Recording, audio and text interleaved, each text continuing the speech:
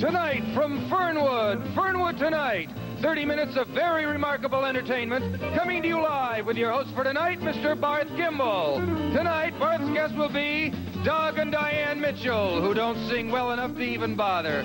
Mr. Larry Guy, who proves blood is sicker than radio. And Mrs. Betty Froelich and her daughter Sandy, who got in trouble in the back seat. And Happy Kyne and the Mirth Makers.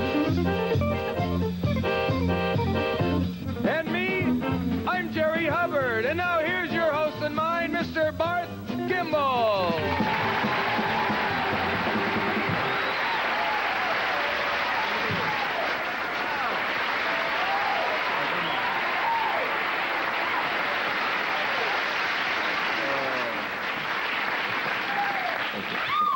Oh, thank you.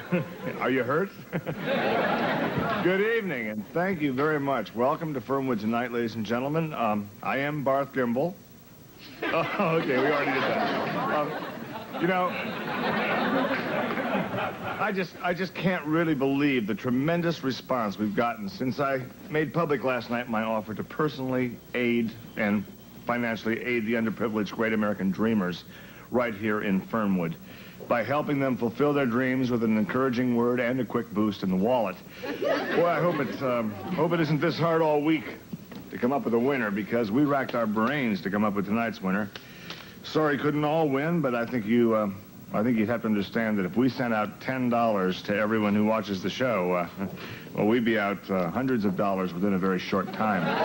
So, we did choose one, though, and it's a little tear-stained, to be honest, but I'll do my best to try to read through the part where the Pentel ran, okay? Got it right here. Okay. Dear Barth. Knows his first name basis. It's kind of nice. Dear Barth, I know your show comes on kind of late, but I try to watch it almost every night. Well, that's nice. We watch the other talk shows, such as, and she names some other shows here and some other hosts. She goes on and she says, we also like the new Time for Lucy, because this way we can watch it with the kids and so forth. And then she goes on here and she goes on. F Troop, so on, and don't show the reels in the proper order. Okay, no. Here it is. Barth, my unfulfilled American dream is that someday I can find a way to help my husband feed and dress himself despite his misshape. There's nothing back here. Is there a second page, Jerry? Jerry? There should be a second page or something. There's nothing on here. I don't see anything from here, no. Well, there's no name or anything. I mean, we can't send... Oh, boy. And we can't send $10 to Mrs. No Name on No Street. Where's the second page or a name or anything? Okay, I guess that just means there's going to be $20 in the dream chest for tomorrow night. Oh, boy. In the meantime, remember that jackpot, okay, folks? And keep dreaming. Jerry, tell them all about it. Send your great American dream to Only a Dream, Gimble Co. Enterprises, Promotions Department, Box 78924, Fernwood, Ohio. All entries become the property of Barth Gimble and Gimble Co. Enterprises, and none can be returned except in case of emergency. For emergencies, please enclose $5 emergency return fee. And good luck from your friends at Channel 6, the Dream People. The Dream People. Great. Thank you.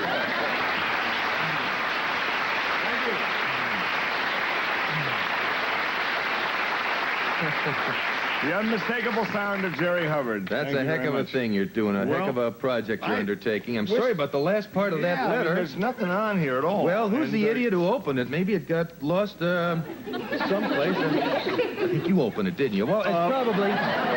If her husband can't dress himself and wash himself, she probably gave him the letter and said, mail it, and he botched it all up. Absolutely. The stamp is placed properly, and it's the right side up. A lot of times you'll see them all. Oh, yes, yeah. But right now, he's probably saying, whoops, I found this last half of the letter. Maybe he'll mail that in, but the first part won't make any sense, and it wouldn't be a winner. True, so, yeah. At any rate, we have guests tonight, and my first guests are a brother and sister team. They are actually a semi-musical act. They don't sing very well. So they just move their lips to another person's record. It's kind of clever. It's called lip syncing. They do dance, however, and we don't know how well, but apparently it's better than their singing. We would like to point out that this dancing they're doing is their own dancing. Yes. It's a lot harder to... I mean, they're not just shuffling their legs and feet to someone else's shoes. It's a lot harder to fake dancing than it is singing. I guess unless you have wooden legs, you could hollow them out and put your feet in there and get a battery going and really get those wooden toes tapping. Or you know how they have a sand dance, if you could sweep away the sand and put down salt and have a salt dance. But then, of course, Barth, you'd need salt and batteries.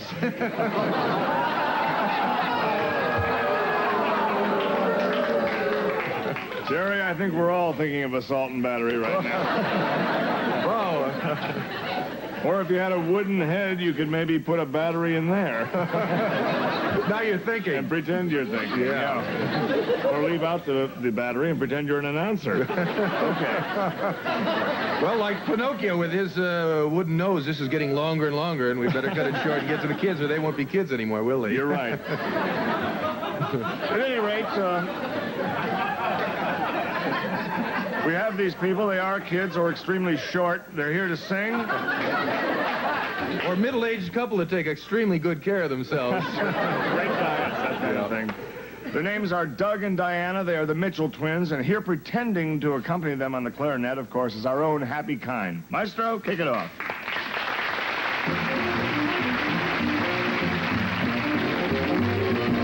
Who's a lovely daddy with the beautiful eyes? What a pair of lips, I'd like to try them for size. I'll just tell him, baby, won't you swing it with me? Hope he tells you, maybe, what a wing it will be.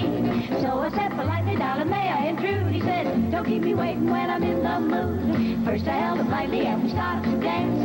Then I held him tightly, what a dreamy romance. And I said, baby, it's 2:45. There's a mess of room, I want to share it with me.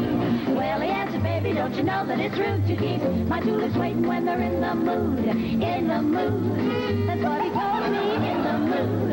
And when he told me in the mood, my heart was skipping. It didn't take me long to say I'm in the mood now, in the mood.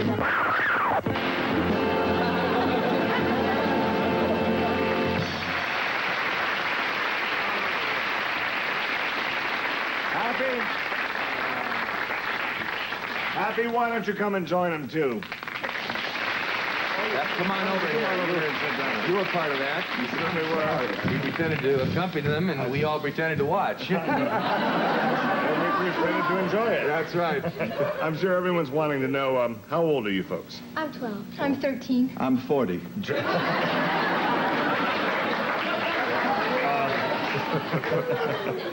Well, all I can say is that was quite a number, and kind of curious, you're young kids, 12 and 13, you'd expect you'd maybe come out and do something like the Osmond Family or something like that, some of the modern stuff.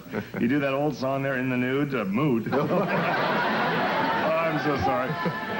You know, I expected something like from Kiss or Led Zeppelin or the Rolling Stones, something a little more modern, and I'm kind of surprised you would do In the Mood. But Well, I think it's great, because today the trend seems to be for everything that's hip and today and now. You know, I mean, now is great, but what about then? What about the old times? I remember a few years ago, all the dances that were popular, and they're not popular anymore. I mean, you try to get up on a dance floor and do the twist in this day and age, you get laughed off the floor. That's all I want to say. But what about politics? What about Richard Nixon? Sure, he has a bad leg. What about Franklin Roosevelt? He was in a wheelchair, and he wasn't even being accused of anything. I mean, today, all people say is que sera, sera, out of sight, out of mind, and that is not right. No, it's not. Well, as you see, I'm not much of a talker. But, you know, there's a poem. Wait a minute. There's a poem I found just about a year ago that expresses this better than I could, and I wonder if... Could I read this? Yeah, wild horses couldn't stop you, huh, Jerry? Probably quicker than a 77 Pinto. Read it. It says it better than I think I could, though. I'm sure of that. Yeah. Kids, you should listen to this, too, because you'll grow old. Remember me when I have passed away. Remember that I lived and died, as you will too one day. If I can write these few short lines, it will not be in vain. If after I am dead and gone, you still recall my name, remember me. And I think it's Well, Jerry, that's actually very pretty. Who wrote that? Who wrote it? Oh, yeah. I don't know. Who knows? It's an old poem, probably some old guy dead and gone.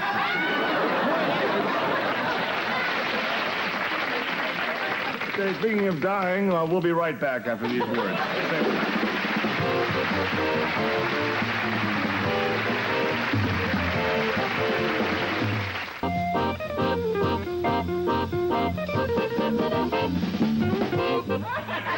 Oh, nice build-up, Happy.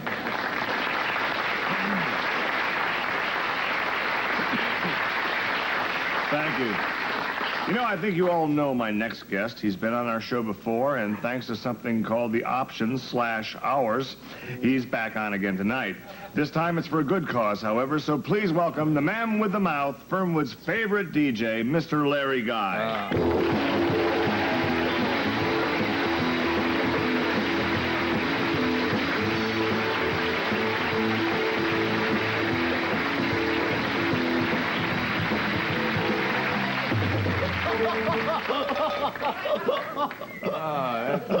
Hi, guys. Hi.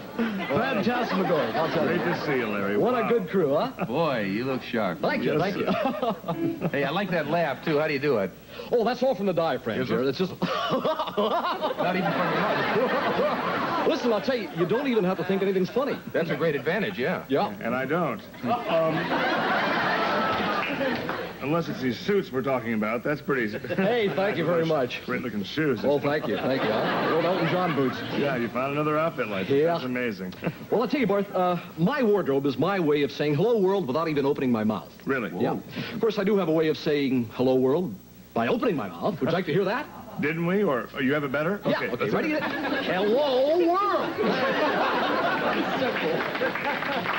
Thank you. Right on. I have a question for you. I'm sure it must be on the minds of just about everyone watching in right now. We always give them that benefit of the doubt, you know.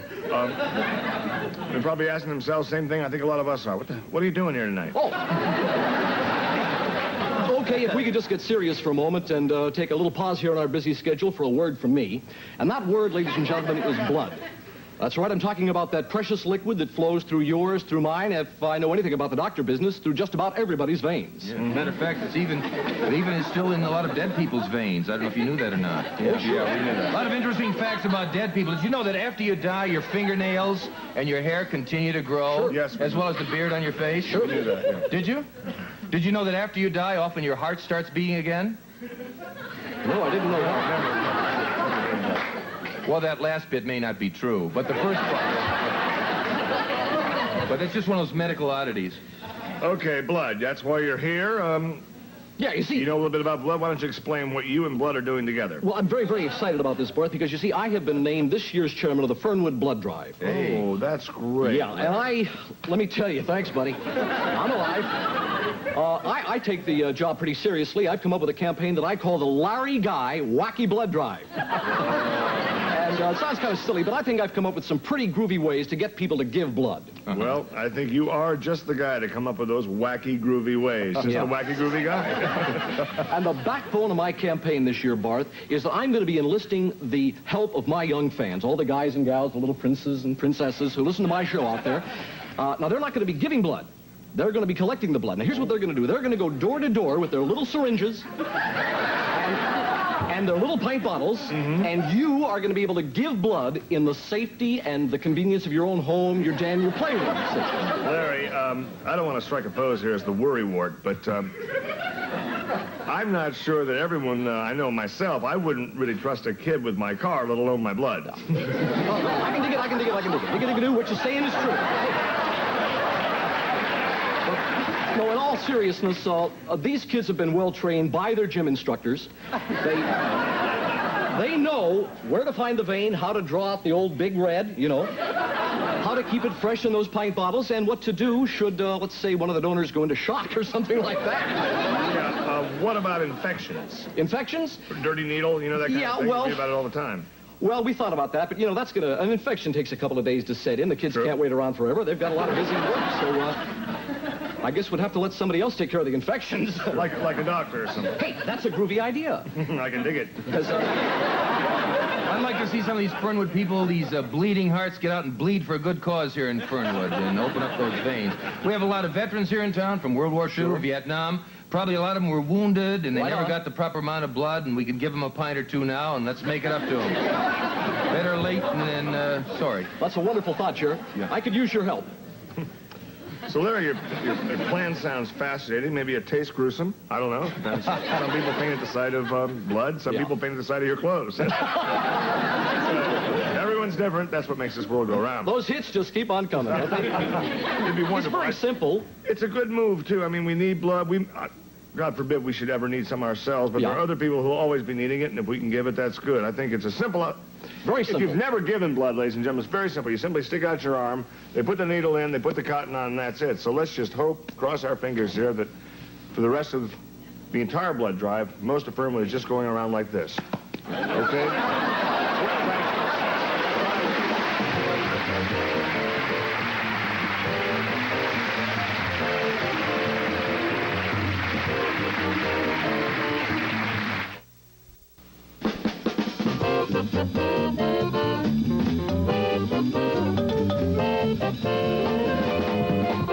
Happy, thank you. We're back. Thank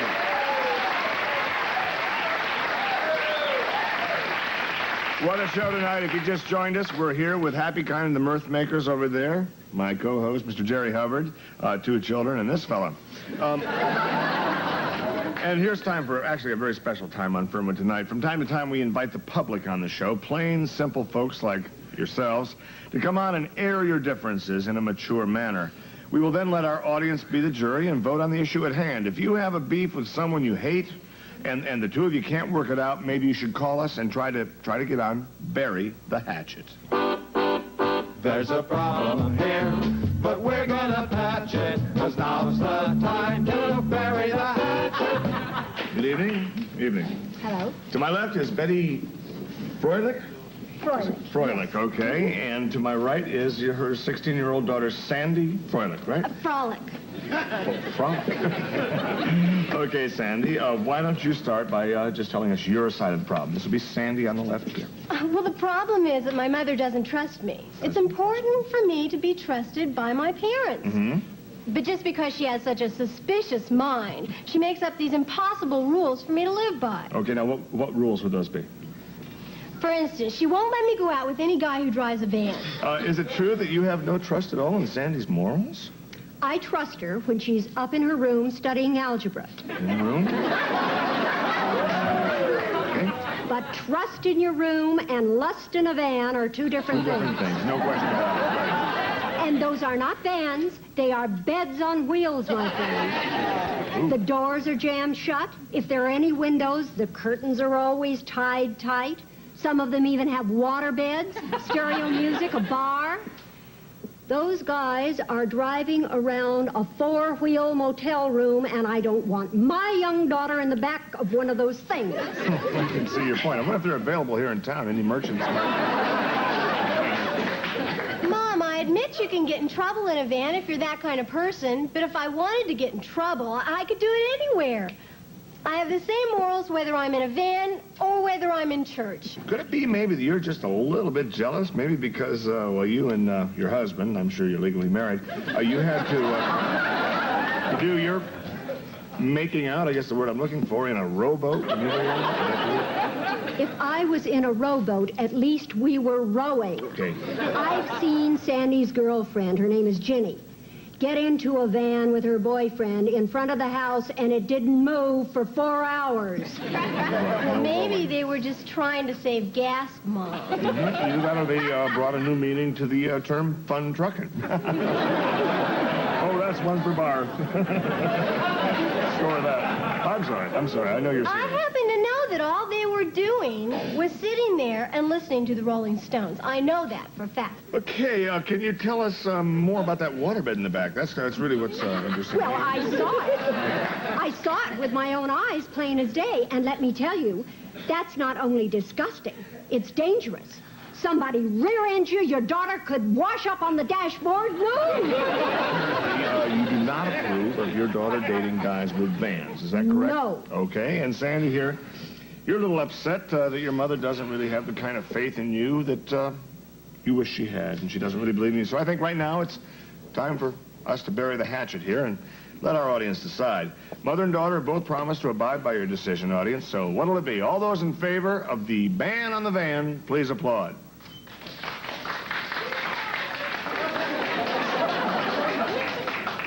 You must work in a rather small office. I'm a homemaker. I have no doubt. Now, all those in favor of Sandy being trusted like any normal 16-year-old who simply wants to respect...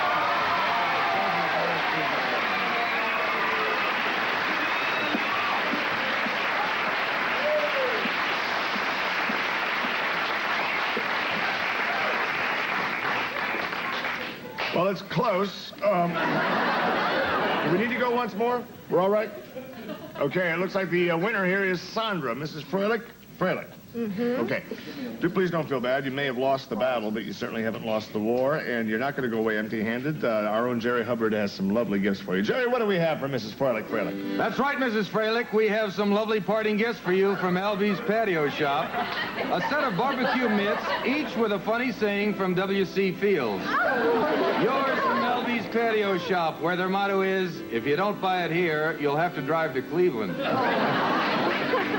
So you can see all's well that ends well, and I think you're good friends now. We'll be right back after these words.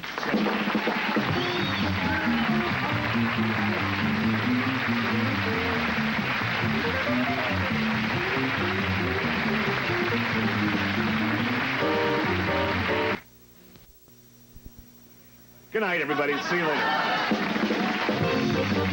Also appearing on tonight's show were Linda Shelton as Diana Mitchell, Craig Meyer as Doug Mitchell, Terry McGovern as Larry Guy, Rhoda Williams as Betty Freilich, and Susan Denbo as Sandy Freilich.